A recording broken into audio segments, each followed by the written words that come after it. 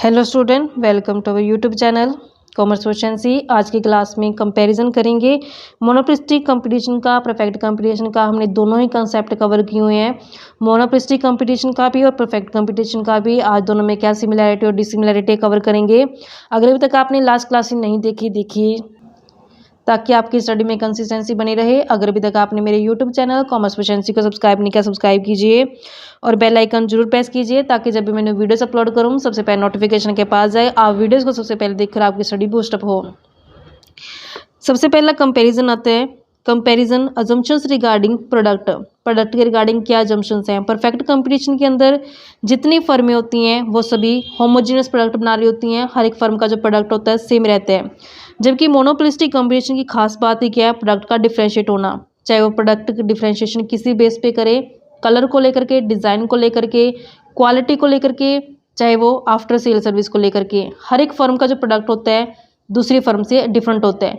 Because of this difference each firm is a monopolist of its own product. तो यहाँ पे product differentiation कारण ही हर एक फर्म के अपने प्रोडक्ट के ऊपर क्या होती है, मोनोपोली होती है।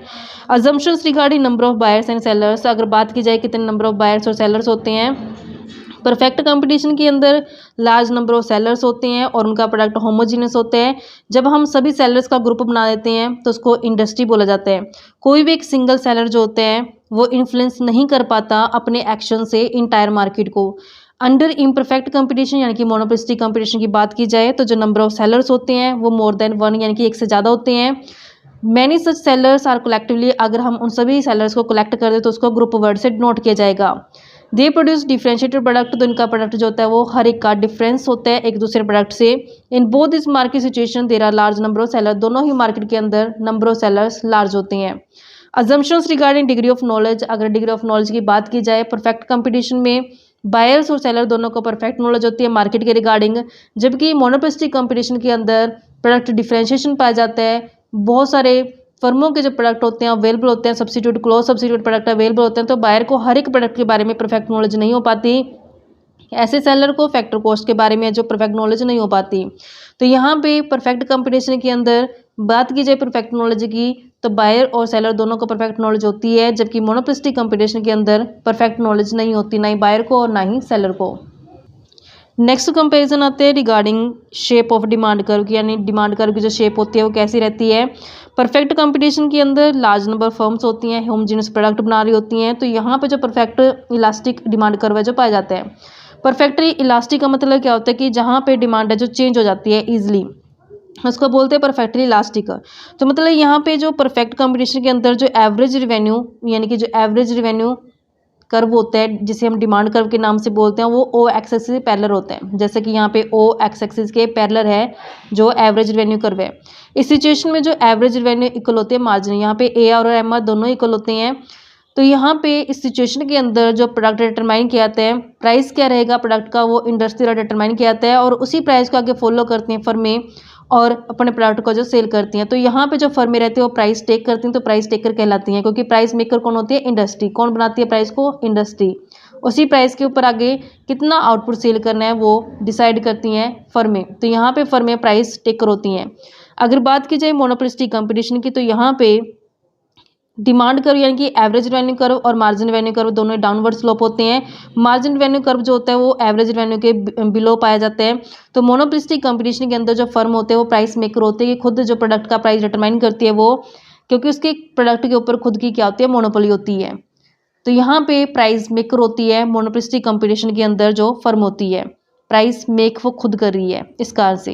नेक्स्ट आते हैं इम्प्लीकेशंस रिगार्डिंग डिसीजन के रिगार्डिंग कैसे इम्प्लीकेशन। अगर बात की जाए परफेक्ट कंपटीशन की तो प्राइस और क्वांटिटी कितनी प्रोड्यूस करनी है, इन दोनों में से कौन सा डिसीजन है जो ले पाती है फर्में। परफेक्ट कंपटीशन के अंदर प्राइस तो ऑलरेडी इंडस्ट्री द्वारा डिटरमाइन कर दिया जाता है, तो उसी प्राइस के ऊपर फर्मों ने कितना आउटपुट प्रोड्यूस करना है तो वो डिटरमाइन करेंगी फर्में।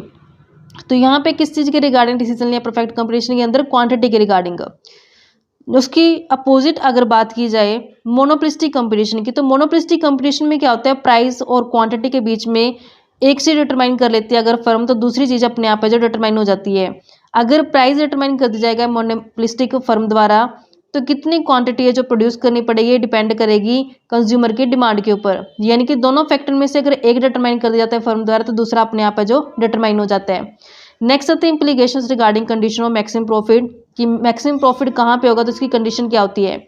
मार्जिनल अप्रोच के हिसाब से दोनों ही मार्केट के अंदर जो कंडीशन रहती है मैक्सिमम प्रॉफिट की वो सेम ही रहती है। इक्विलिब्रियम जहाँ होता है, इक्विलिब्रियम कहाँ होता है, जहाँ पे margin value margin cost equal होती है, तो वहाँ पे इक्विलिब्रियम पॉइंट होता है फर्म का।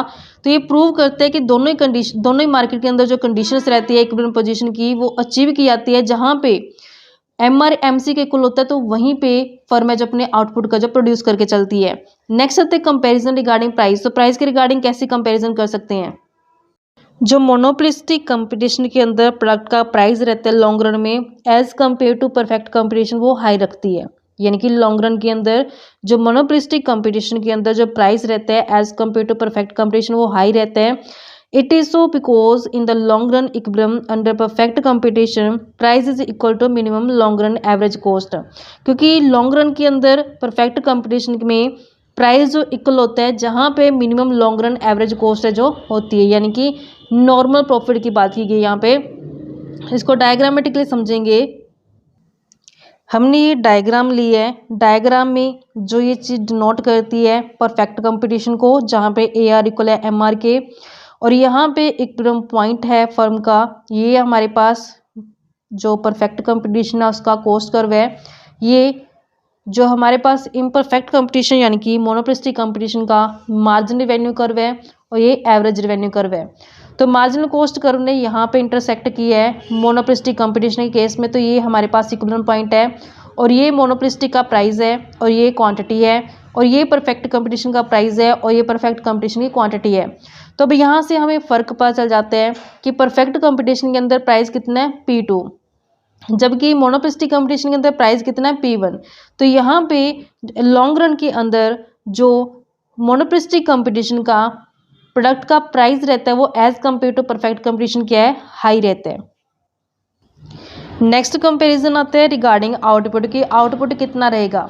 तब यहाँ पे जो आउटपुट होता है परफेक्ट कंपटीशन के अंदर लॉन्ग रन में ज़्यादा आउटपुट प्रोड्यूस किया जाता है as compare to monopolistic competition. समझते हैं इसको डायग्राम से। हमने इस डायग्राम में देखा था जो ये हमारे पास परफेक्ट कंपटीशन का केस था, यहाँ पे उसका आउटपुट लेवल आता है। यानी कि परफेक्ट कंपटीशन के अंदर आउटपुट यहाँ तक प्रोड्यूस किया गया है, जबकि मोनोपोलिस्टिक कंपटीशन के अंदर आउटपुट यहाँ पे नोट किया गया है।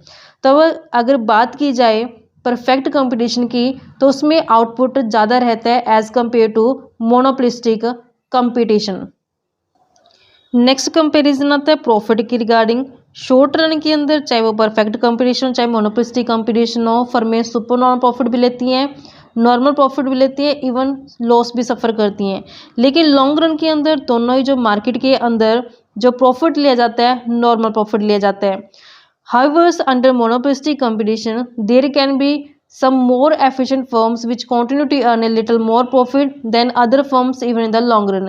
लेकिन मोनोपोलिस्टिक कंपटीशन के अंदर हो सकता है कि थोड़ा सा नॉर्मल प्रॉफिट से ज़्यादा प्रॉफिट ले पाएँ फर्में, लेकिन ज़्यादातर जो क्या होता है परफेक्ट कंपटीशन के अंदर भी मोनोपोलिस्टिक कंपटीशन के अंदर भी फर्में नॉर्मल प्रॉफिट है जो लेती हैं। तो इस तरीके से हमारे पास ये कंपैरिजन था बच्चों परफेक्ट कंपटीशन का और मोनोपोलिस्टिक कंपटीशन का। आई होप कि आपको क्लियर हो गया होगा। नेक्स्ट हम कंपैरिजन करेंगे मोनोपोलिस्टिक कंपटीशन और मोनोपोली का। ऐसे ही रेगुलर क्लास देखने के लिए आप मेरे यूट्यूब चैनल कॉमर्स प्रोफिशिएंसी को सब्सक्राइब, लाइक और शेयर करें, बेल आइकन जरूर प्रेस करें ताकि जब भी मैं वीडियोज़ अपलोड करूँ सबसे पहले नोटिफिकेशन के पास जाए, आप वीडियोज़ को सबसे पहले देखकर आपकी स्टडी बूस्टअप हो।